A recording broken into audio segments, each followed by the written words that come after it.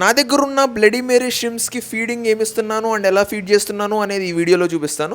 ఈ ట్యూబ్లో వచ్చేసరికి ప్యాలెట్స్ అయితే వేస్తున్నాను అనమాట. ప్యాలెట్స్ వేసినాక స్లోగా అయితే కిందకైతే సింక్ అవ్వడం అయితే స్టార్ట్ అయిపోతుంది. సింక్ అయిపోయిన తర్వాత కింద అయితే ఒక ట్రే లెక్క ఉంటుంది అనమాట. ఆ ట్రేలో అయితే మొత్తం ఫీడ్ అయితే ఉంటుంది. మన షిమ్స్కి అయితే స్మెల్ అయితే వచ్చేస్తుంది. ఆ స్మెల్ చూసుకుని ఎక్వేరియంలో ఏ మూలన ఉన్నా కానీ షిమ్స్ అన్నీ ఆ ట్రేలోకి అయితే వచ్చేస్తాయి అనమాట మెల్లమెల్లగా.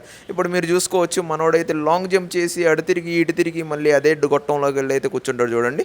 అండ్ కూర్చున్న తర్వాత మొత్తం ఫుడ్ అంతా జుర్రేస్తారనమాట. అండ్ నేను యూస్ చేస్తున్న ఫుడ్ మీకు స్క్రీన్ మీద ఇచ్చేసాను, బాగానే తింటున్నాయి అనమాట. మీరు కూడా ట్రై చేయొచ్చు. అండ్ వీటికి ఈ పెల్లెట్సే కాకుండా మనం క్యారెట్, కీరా అండ్ పాలకూర కూడా ఫీడ్ చేయొచ్చు. అవి కూడా ఫీడ్ చేసినప్పుడు వీడియో అనేది తీస్తాను. అండ్ నేను ఈ ఫీడింగ్ ట్యూబ్ యూస్ చేయడానికి మెయిన్ రీజన్ వచ్చేసరికి ఏంటంటే ఫుడ్ వేస్ట్ అవ్వదు అనమాట. సో ఒకటే ప్లేస్లో ఫుడ్ అయితే పడుతుంది. ఎందుకంటే నా ట్యాంక్లో వచ్చేసరికి లావా రాక్ చిప్స్ వాడే కాబట్టి మధ్యలో ఎక్కువ స్పేస్ ఉంటుంది. ఆ గ్యాప్లోకి ఫుడ్ వెళ్ళిపోయి మన షిమ్స్ తినలేవు, అలాగే ఫుడ్ వేస్ట్ అయిపోతుంది. ఫుడ్ వేస్ట్ అయిపోతే అమోనియా స్పైక్ అవుతుంది, వాటర్ కూడా పొల్యూట్ అయిపోతాయి. దాని గురించే ఈ ఫీడింగ్ ట్యూబ్లో పడినట్టయితే షిమ్స్ అయితే ప్రాపర్గా తింటాయి అనమాట. దీన్ని కూడా నేను అమెజాన్ నుంచే తీసుకున్నాను.